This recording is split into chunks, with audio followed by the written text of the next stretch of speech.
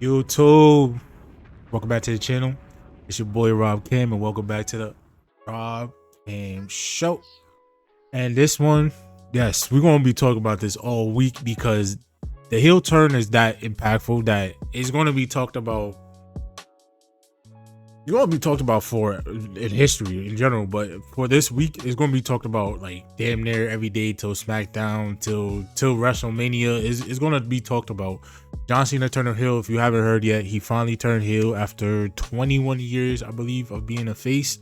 So I got a couple videos on my channel talking about it.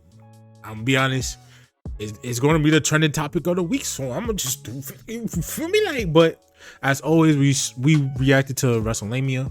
Subscribe to this channel. Do what I'm about to do right now. If you want to watch this video for yourselves, leave a like on it. It will be in the description below. Yeah. Subscribe to Rob Cam. You already know the Rob Cam Show. You know the vibes. Leave a like, leave a comment, share to your friends, do all that good stuff for your boy. But without further ado, let's get straight into the video. 10 major signs John Cena gave us that he was turning heel in WWE. Be sure to subscribe and hit that notification bell for I missed all them signs because Facebook for exclusive lists. we was all bamboozled and shocked, bro. I was happy. I ain't gonna lie. I was like, Number 10, his Instagram post. John Cena is prone to posting random images and memes on his Instagram page. However, that has now changed since Cena turned heel, as all of Cena's posts have been a direct reference to the heel turn. Upon examining Cena's outlandish Instagram feed, nah, the GTA 6 one is crazy. We got a John Cena heel turn before we got GTA 6. Come on, man. That's crazy. A lot of Cena's posts over the prior months have indicated that a darker version of the former WWE champion was indeed coming. Just a matter of days before the Chamber, Cena posted a photo of a black hat featuring his iconic slogan hung up on a weight. Now, this could have been implying that Cena was hanging up the old persona and he was about to debut a brand new villainous character. In February, Cena would also post an image of He-Man and Skeletor sharing a milkshake together, which just so happened to be the same day in which The Rock expressed his desire to obtain Cody Rhodes' soul. On the day of the Chamber itself, Cena would post a photo of Biggie. And while some fans theorized that this was Cena hinting that Biggie was cleared, it definitely indicated something else, with Biggie being in his New Day attire, which could have possibly implied that it was a new day. Cena as a pro wrestler. Ooh, was on the horizon. This nigga But not dropping only hints. that, in January, Cena also posted an image of the fictional character Patrick Bateman from the American Psycho film. In the picture, he's peeling off his skin, possibly showing that he's peeling off the old persona. Number 9, Bad Blood. Now, The Rock's infamous appearance at Bad Blood 2024 left everyone baffled. The Rock would appear following the main event of the show and raise up 3 fingers. For months, this had led to fans to question what on earth The Rock was even signaling. But upon closer inspection, it's entirely possible that he was delivering his own version of Cena's finger torn. This is further supported by the comments from the final boss himself, as this is what he had to say during the post-Elimination Chamber press conference. It meant something. I'm a long gamer. I like long gaming. I like creating with Paul Levesque and Brian Gerwitz and Myra Lassery, who's on my side of the team. I like creating with Paul and his team as well. We're long gamers. I thought Bad Blood, when we did a small subtle thing, there was a lot of criticism. Hey, and I got a video coming up. I reacted to Kicking It with Ross. A lot of y'all wrestling fans gotta be patient with shit, with the storytelling, because y'all want instant gratification, but shit don't work like that. Even in life, like you gotta let the story or let the journey play out. So some of y'all be wanting instant gratification, and then some of y'all be asking for stuff. Like yesterday, Io Sky won the World Heavyweight Championship, and people mad, but y'all wanted her to win the title when Liv was the one out holding the title. So now that she beat Rhea, y'all mad, but y'all wanted her to win the title. Like y'all can't. I don't know what y'all want at times. Like I know where that's going. If I was to do a Raw review right now, I'm not. But it's a triple threat. It's obvious. They did that at the end of Elimination Chamber, having the 3 of them in one camera shot. You knew that was coming. You should have knew triple threat. Triple threat. Like, oh, it didn't mean anything. It did. It's okay. It's okay if you're not thinking about it now. But just trust me when I tell you, we're thinking about this stuff and long gaming this. And I love that. How is it possible that Cena's heel turn and allegiance to the final boss was first put together all the way back in October? Number 8, The Truck. But during the iconic outside brawl between The Rock and Cody Rhodes on the road to WrestleMania 40, WWE ensured that an image of the production truck featuring John Cena was in clear view. Fans speculated at the time that this was done to plant the seeds for Cena's surprise appearance at WrestleMania 40, but what if it meant something more? What if this was directly telling the audience that Nah, what if the down they had at WrestleMania 40 when it was in the ring? He probably gonna say that. My bad. Let me not be impatient. You know what I'm saying? Fans thought. The other interesting theory about this particular segment and moment is that WWE also panned to Stone Cold's render on the truck. Austin was rumored for WrestleMania 40, and he was rumored to be in the Undertaker's spot during Rhodes vs. Roman Reigns. With Austin directly declaring that he's willing to be at WrestleMania 41 in Rhodes' corner, could the Texas Rattlesnake be about to return to WWE television to confront his old nemesis, The Rock? Number 7, a traditional heel turn. And most heel turns fans can see coming a mile away, and whilst nobody could have ever predicted that Cena would turn heel in 2025, Cena's win-loss record since 2018 definitely indicated that a character change was coming. When a wrestler turns heel, it's not uncommon for them as a babyface to go on a losing streak. The wrestler will then get increasingly frustrated, and they'll snap, either on their opponent or on the fans. Cena has declared on television that his win-loss record is abysmal, and it's only fitting that Cena decides to go to desperate measures in an attempt to reach his goals. Another key factor in this form of kayfabe perspective is Cena's reputation.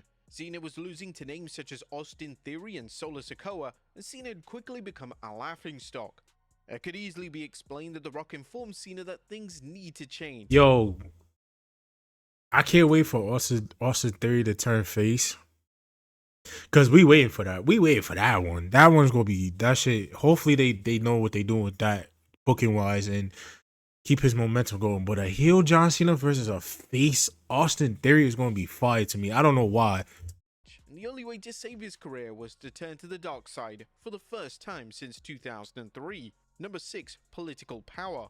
Now, it was expected that Cena would win the 2025 Royal Rumble. So when Cena lost the match and was eliminated by Jey Uso, fans were stunned. Following the match, Cena would appear on the post-show press conference, and Cena's mood was interesting to say the very least. This wasn't the bubbly, happy-go-lucky version of Cena, this was a serious, borderline irritated version of the WWE legend.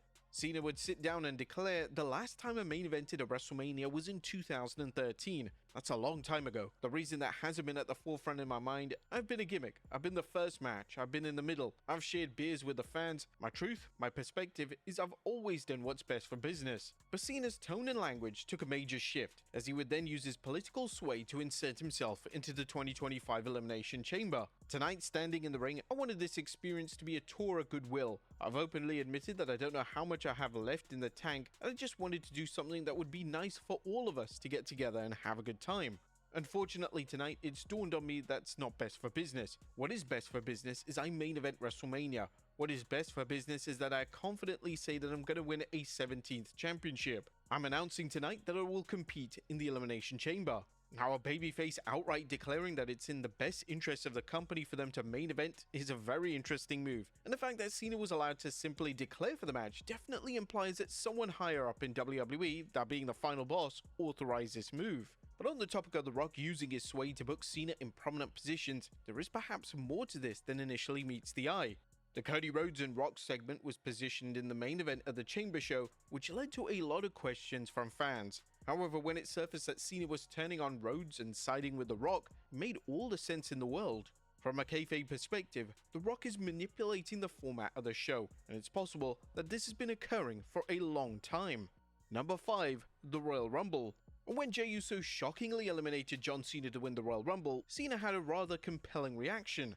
Now, if this was a 2010 version of Cena, he would immediately go into the ring and celebrate with Jey like he won the match alongside him. But that isn't what happened. Cena stood on the outside in total disbelief. He would then rush into the ring with anger, pull Jey up, and it looked like for 1 second that Cena was going to turn heel in this exact moment. Cena would then embrace Jey, but it's possible that Cena had to remind himself that Jey wasn't the issue, and his long game was to side with The Rock and defeat Cody Rhodes. That makes for fascinating viewing upon rewatching it, and hopefully Cena or The Rock offers some guidance on how long the specific heel turn was planned for. Number 4, Cena takes full advantage. But the final two of the men's elimination chamber were John Cena and CM Punk. And just like it looked like Punk was going to be victorious, Seth Rollins would cost Punk the match with a brutal stomp. Cena oversaw these shenanigans, and Cena didn't remotely hesitate from taking full advantage and locking in the STF on Punk.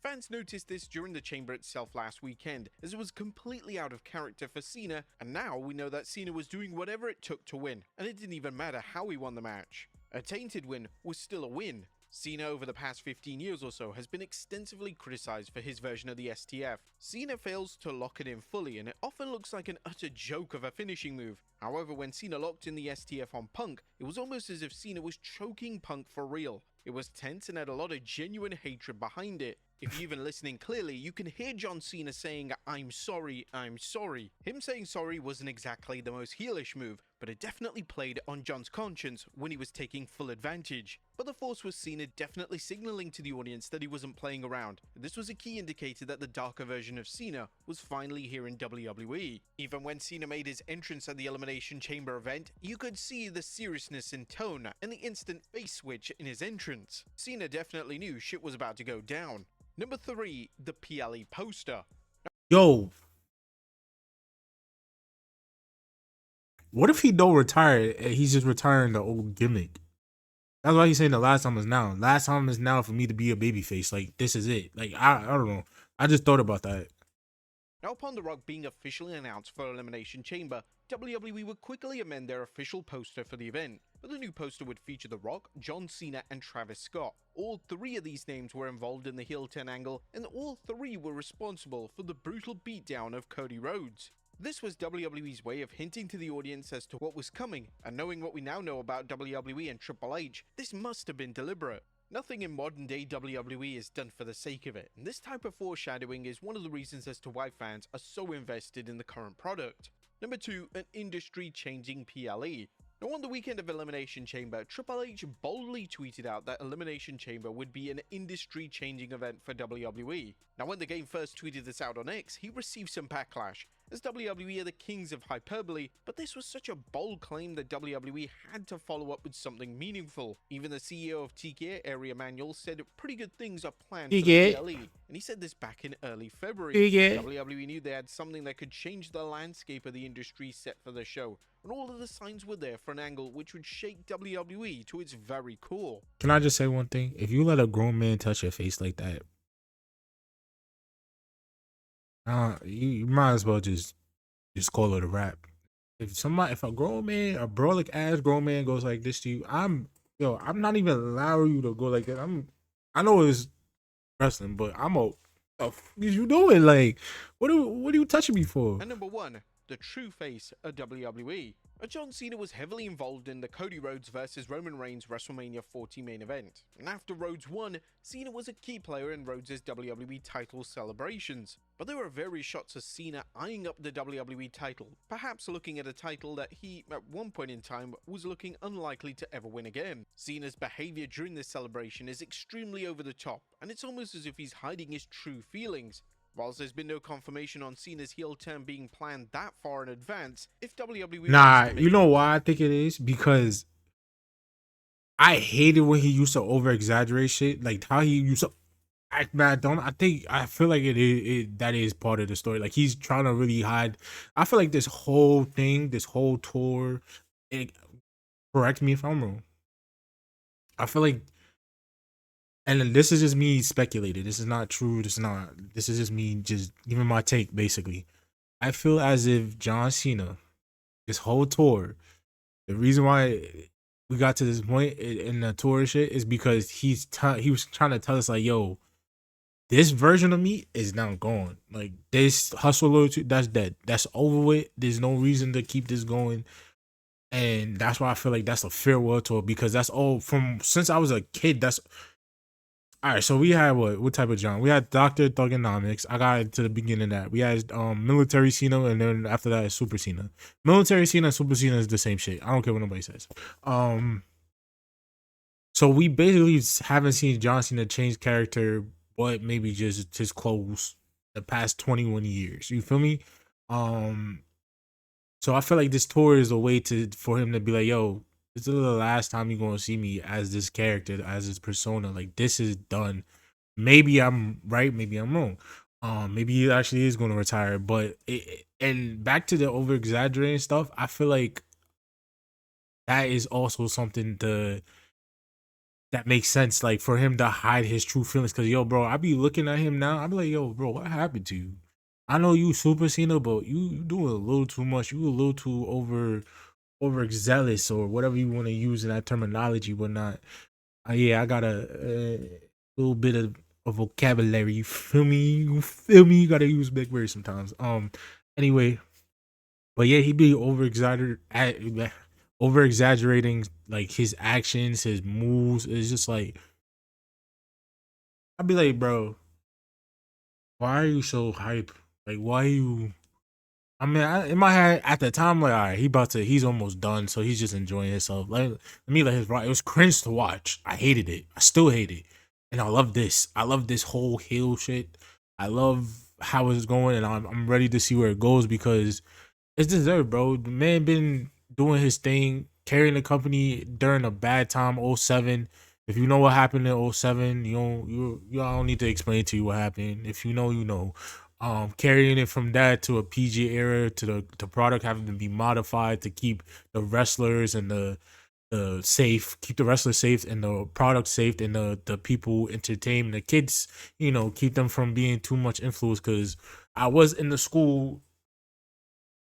You feel me? I was in school doing that too. I was like, teachers used to be like, don't do that. I'm like, why? Like, not knowing it is somebody, but you know what I'm saying? Like, This canon, there are a ton of shots at their disposal to spin this narrative. I did that X. I grew up with this DX. I ain't grew up with this DX. Like, WWE for 2 decades, and WWE can never find another face of the company to replace him. However, that all changed with Rhodes. Rhodes is a face of WWE, and he's embedded in that position. Rhodes is overseeing record attendance numbers, record sponsorship deals, and the reception to the product speaks volumes. Cena's babyface character could have seen all this, and it could have made him snap. Cena has officially been replaced in WWE, and he just can't stand it. How does the supposed hero react? He signs a deal with the devil himself, and shows the world that there's no WWE without him. But there you have it, folks, 10 major signs that John Cena gave us that he was turning heel in WWE. Be sure to leave your comments down below. I'll see you next time with some more wrestling content. Shout out to WrestleMania. Oh shit. I didn't mean to break out eardrums. Shout out to WrestleMania. Great video. Subscribe to the channel. Leave a like. Do all that good stuff for him. Yeah, man. Shocked. I'm not. We all shocked. Like I said, it's gonna be a trending topic all week. Like, it's gonna be the most talked about thing until like he comes back on Raw, and then when he comes back, and he's not gonna be shown on TV till like they said March 17th, which ironically is the date that he dropped his debut album. So we might, that adds on to the whole, if you think about it too, that adds on to another layer of the retirement tour, because he's retiring. The date of the John Cena album was March 17, 2005. March 17, 2005 is the Raw he's coming back. He's not gonna be my time is up, my time is now John Cena. He's finna be something completely different. So maybe this, like I'm saying, there's a slither of a chance that maybe he's not retiring and is just retiring the old gimmick. And I feel like he's actually gonna retire, but it's like, he gonna retire as a heel? Maybe not. Maybe we just gotta wait to see where the story goes. I'm very intrigued, tapped into the story. I want to see where this goes, this whole story with him goes. I want to see where WrestleMania goes with everybody. I just love that wrestling is back, and we could all enjoy it once again, because it was some dark times. If you know some dark times. You feel me? I suck at this. Some dark times. That was the right one. Dark times. Alright, anyway. Appreciate y'all for watching this video. As always, subscribe to the channel. Leave a like, share to your friends. Do all that good stuff for your boy. And always remember, keep doing your thing and make it make sense. My bad. See y'all in the next video. Safety.